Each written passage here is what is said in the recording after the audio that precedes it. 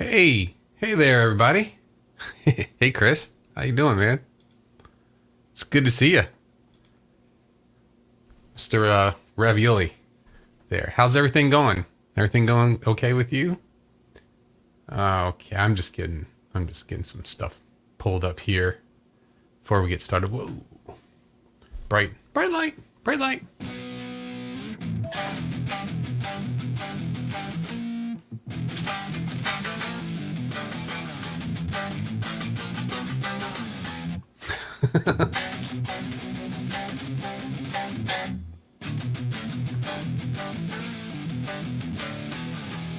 How about that?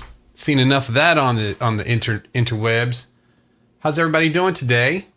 I've been sick. That's what's been going on with me.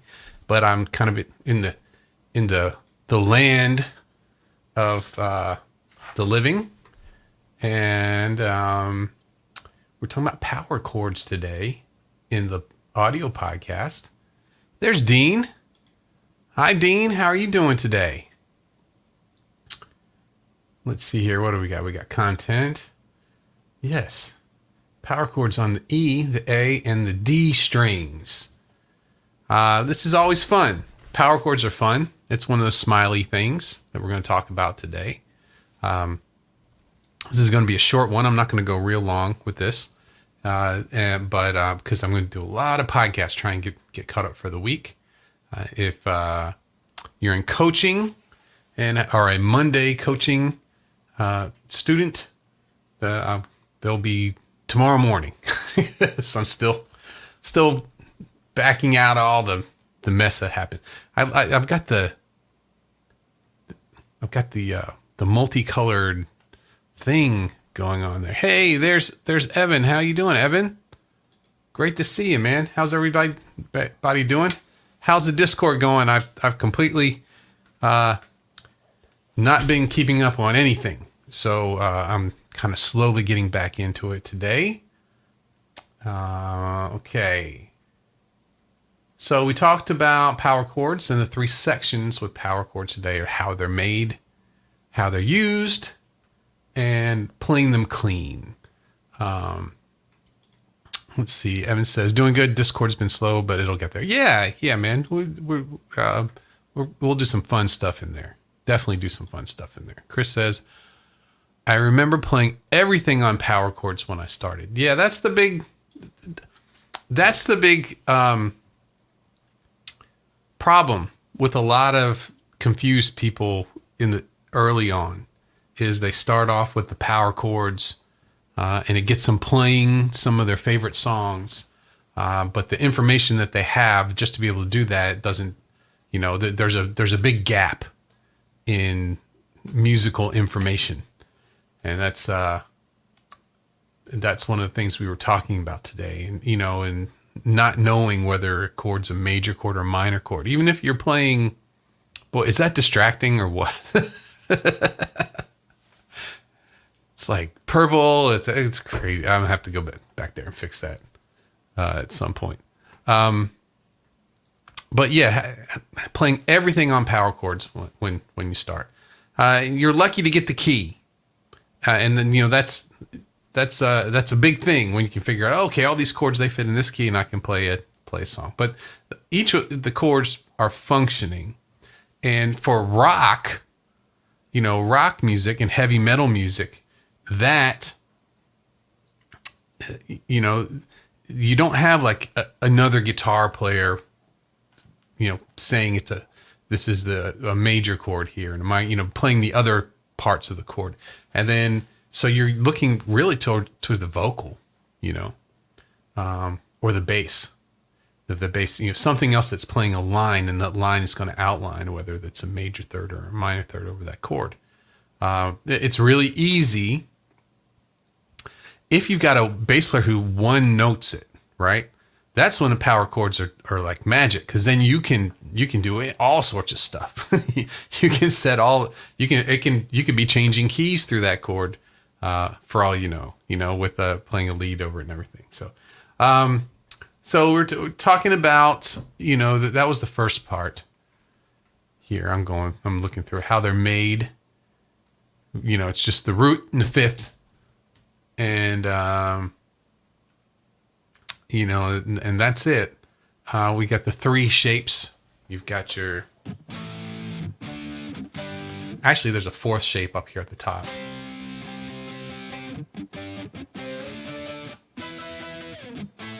But because it doesn't have the low sound,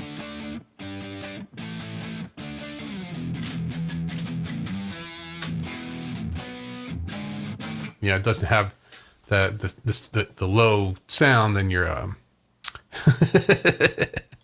Dean says, the lights make me feel like I'm riding in the back seat and my dad was riding the brake, need to open the window. Okay, hold on a second. I'll be right back. Let me fix this. This is ridiculous.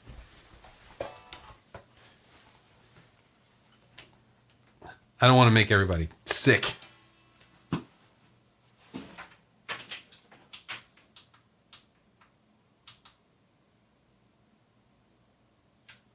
What color should we pick? Here, we'll go.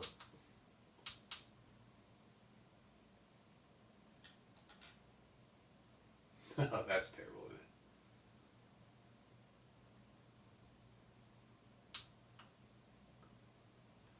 Okay. All right, we'll stay there. We'll stay there with that one. Is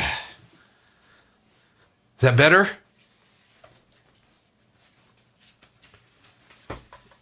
Yeah, they were changing a little too fast in that other mode where it just kind of flashes from one to the next. That'll really make you sick. There we go. So we're talking power chords, how they're used, ringing out or with different rhythms, and that's another thing too. Is when you have when you've got some new students who come from like metal and hard rock and stuff, and moving from everything being a downstroke to a down up is a very, very difficult thing to do. Dean says, yes, thank you, cool blue. Yeah, that's better. That was so distracting, especially when it hit the purple. It made me kind of go, and then down there. So, then we talked about palm muting and actually muting all of the other strings as well, and then talking about what distortion does to your sound, and it brings up all the terrible stuff too, and then muting with both hands, and then playing in tune. Now, playing in tune's the big one. You get your guitar in tune. You may even have the intonation set, right? But you get people clamping down on the strings. Let's see here. So you get people just really pressing the strings down. What ends up happening is, one, if you have tall frets, when you press all the way down to the wood, right, it pulls the string sharp. Can you hear that? Kind of going back and forth with that. It's subtle, but it's especially with power chords, they want to. Now, I didn't even tune this guitar today, but they want to stay nice and in tune. Another thing that happens, and people really clamp down really hard, is they'll do some of this, right? You see how the strings are all not even anymore? They're bent. You hear that a lot too, and you think, "Wow, I thought I just heard him tune that guitar. What's going on there?" And it's the way you play those. Tall frets, you really have to have a light touch with those. I like Billy Gibbons from ZZ Top. He uses the sevens, very super light strings, and you have to have a very light touch for those sevens to really sound in tune. He always sounds in tune. It's very easy with those to pull them out of tune there. So, that was the things we talked about in the audio podcast today. How they're made, how they're used, and playing them clean. What I would like to talk to you today about is your favorite power chord songs. Or maybe your first power chord song. Let's talk about that. I've got them. I went to the Spark and just Tone Cloud and typed in metal, and then we got Metallica was the first one that came up.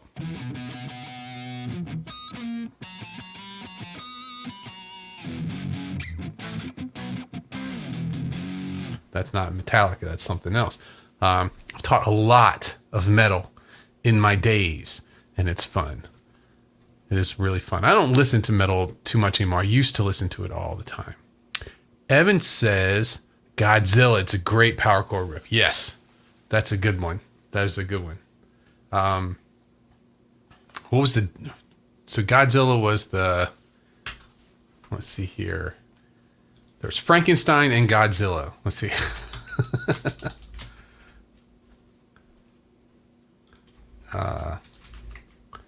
So Godzilla was, and not the Eminem Godzilla.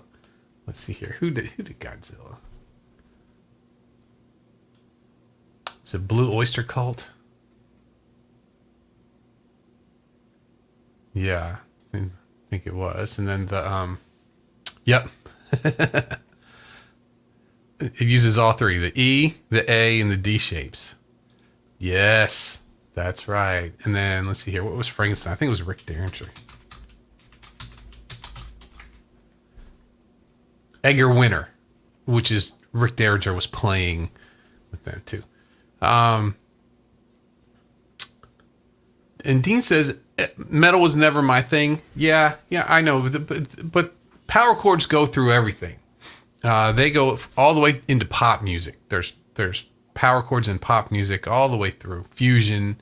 So you don't have to be into metal to really get a lot out of power chords there, though. Chris says, got the tab book for Poison. Look what the cat dragged in. Right. Loads of power chords.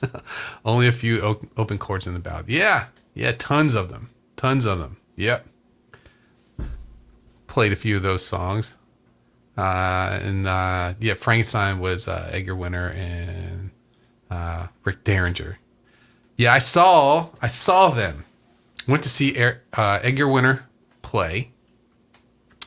It was at the Valley Forge Music Fair in Pennsylvania, in Valley Forge, and it was on a rotating stage. It was a slow rotating stage. So just make sure everybody everybody got a good look at them. Then Rick Derringer, he wasn't feeling so hot that day. He was dressed though. He was dressed in your finest mall metal clothing, but he wasn't feeling so hot that day. For me, the first power chord, I can play one chord.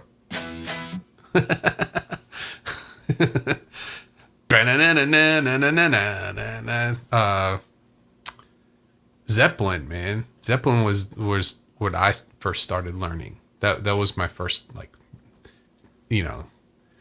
was it Good Times, Bad Times, and then Whole Lot of Love.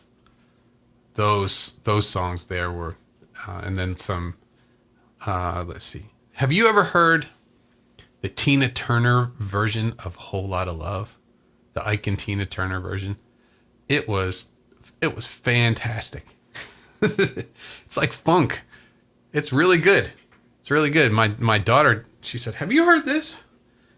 And never. Your 13-year-old daughter's, playing you some Ike and Tina Turner music you've never heard before. Let's see here. Dean says, I saw them also back in 1970 at an outdoor fest. Love Rick Derringer. Yeah, really cool. A lot of different songs too. What's that? Hang On Sloopy. There was I don't know, whole bunch of stuff. I'm looking at all the people who've redone Frankenstein. Fish. I don't know if these are they may have just made another song called Frankenstein too, so I won't say it. Look like I don't know what I'm talking about here. But Zeppelin was the one that I really enjoyed doing all those things.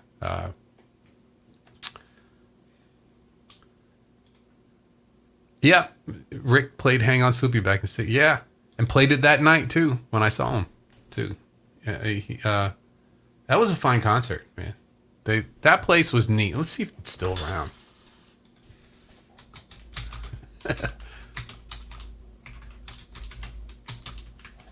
Let's see if that's still around. It was an entertainment venue outside of Philadelphia. Theater in a round style. Yeah. It was musty back then. But it was, it was one of I saw Leon Russell there. Anybody know Leon Russell? Let's see. Chris says we always calls them five chords. Yeah, fifth chord. People call them all sorts of stuff. I've heard all sorts of crazy stuff. But yeah, they're a big part of playing guitar, and that sound when you get distortion and it's got that even sound, you know.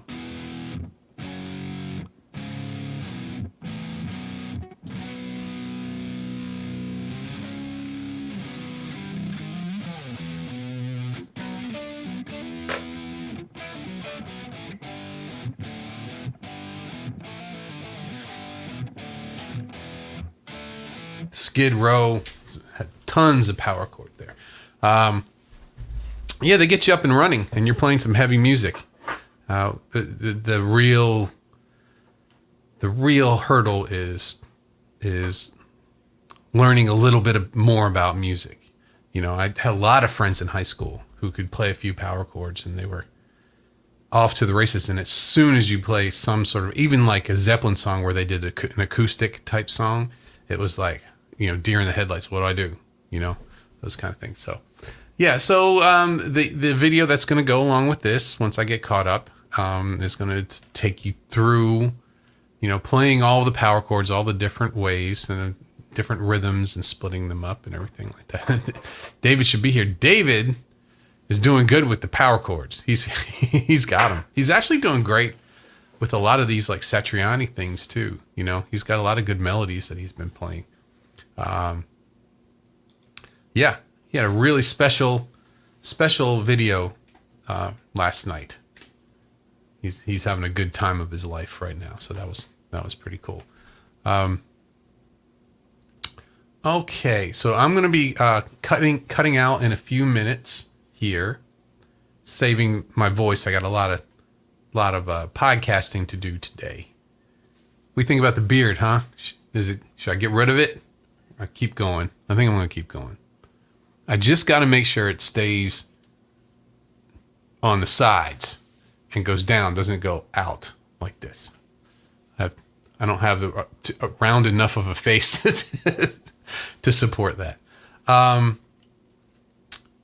Yeah, I've got a whole week of podcasts all outlined and ready to go. Got that done yesterday.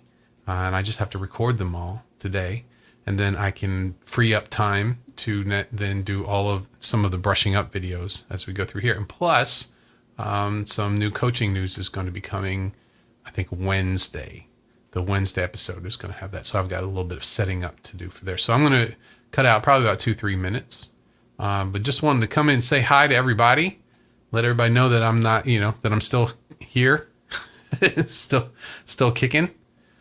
It was rough. Friday night, that was it. Was doing good, and then, man, it hit. But it was good to see everybody just checking in, and I still want to do. I've been looking into a lot of different IRs, and what IRs are